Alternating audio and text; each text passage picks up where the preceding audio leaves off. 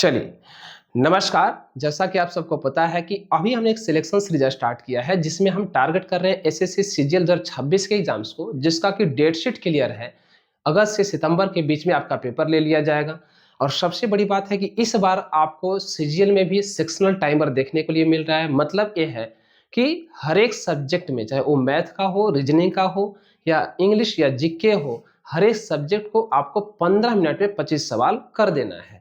तो इसके लिए सबसे ज़्यादा ज़रूरी है कि कौन कितना अच्छा प्रैक्टिस करके जाएगा पेपर में। जिसका प्रैक्टिस परफेक्ट होगा, पेपर उसका 100% परफेक्ट जाएगा। अगर थोड़ा भी अगर आप कोताही करते हैं, थोड़ा भी लापरवाही अगर आपसे हो जाती है, तो समझ जाइए कि आप एग्जाम से बाहर हो जाएंगे, क्योंकि वो पहले वाला तो अब समय है नहीं। समझ में आ रही बात? तो आपको पूरे डेडिकेशन के साथ, एक होता है ना कि युद्ध स्तर पर तैयारी करना, तो युद्ध स्तर पर तैयारी करना होगा आपको।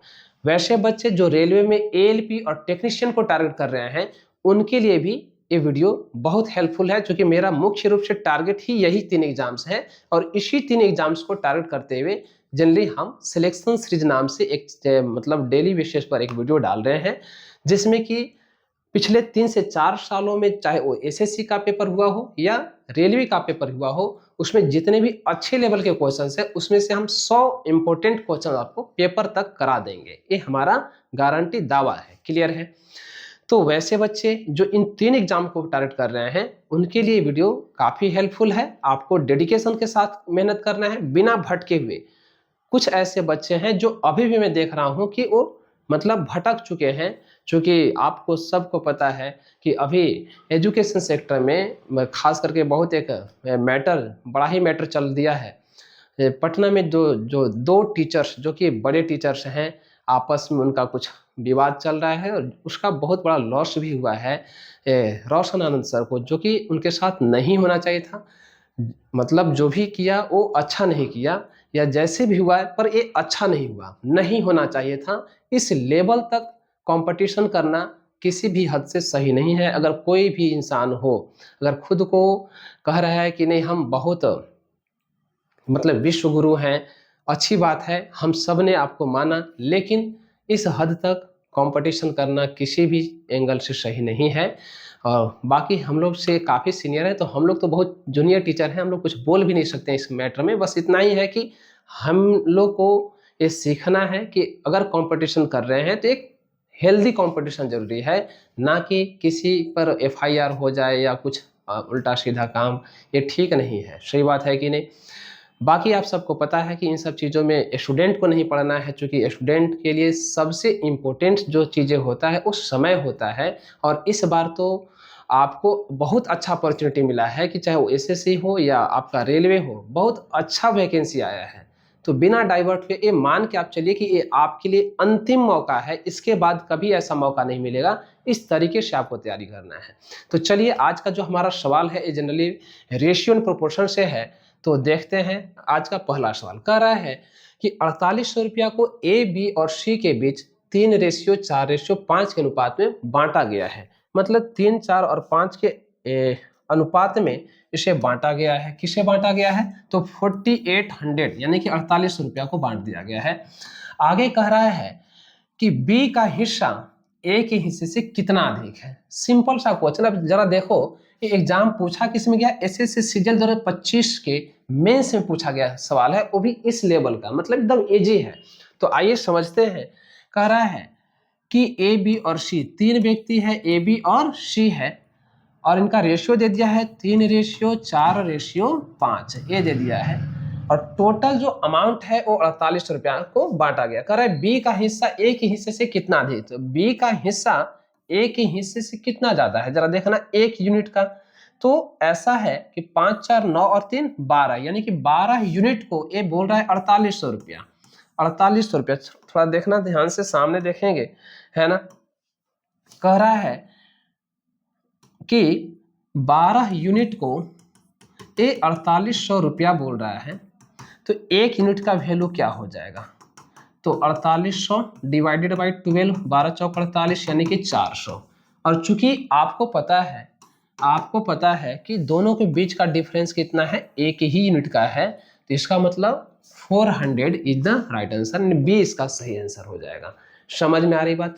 मैं आपको बार बार ये बात कहूंगा कि अगर वैसा बच्चा जो सच में इस बार अच्छा करना चाह रहा है तो बहुत टफ लेवल के क्वेश्चन पर नहीं जाना है। अगर आप प्रैक्टिस कर रहे हैं तो आप बहुत ज्यादा कोशिश कीजिए कि इजी इजी क्वेश्चन को ही पकड़िए। प्री में बहुत ऐसे भी टफ क्वेश्चन नहीं आता है, मेंस में थोड़ा लेवल होता है, जबकि मेंस का ही क्वेश्चन है। तो इजी क्वेश्चन को ज्यादा पकड़िए, कुछ हद तक टफ क्वेश्चन को भी देखना जरूरी है। क्योंकि जो आपका पेपर सेक्शनल टाइमर कर दिया गया है, तो 15 मिनट में ऐसा नहीं वो पहाड़ तोड़ने वाला क्वेश्चन आपसे पूछ देगा, वो इजी क्वेश्चन ही पूछेगा। 15 मिनट में 25 सवाल करना आसान भी नहीं है। मतलब अगर उस हद तक क्वेश्चन पूछा जा रहा है, मतलब 15 मिनट में, तो जाहिर सी बात है कि आपको इजी क्वेश्चन पूछा जाएगा। इसलिए इजी क्वेश्चन को ज्यादा टारगेट कीजिएगा, कुछ हद तक अच्छे क्वेश्चन को भी देख लेना है। तो चलते हैं सेकेंड नंबर सवाल पर। आइए, क्वेश्चन नंबर सेकेंड क्या कह रहा है कि दो ट्रेन ए और बी है ना, दो ट्रेन स्टेशन ए और बी से एक दूसरे की तरफ चलती है और 4 घंटे के बाद मिल जाती है। जरा देखना सामने ध्यान से। कह रहा है कि दो ट्रेन चलती है ए और बी है ना, और एक दूसरे से 4 घंटे के बाद मिलती है।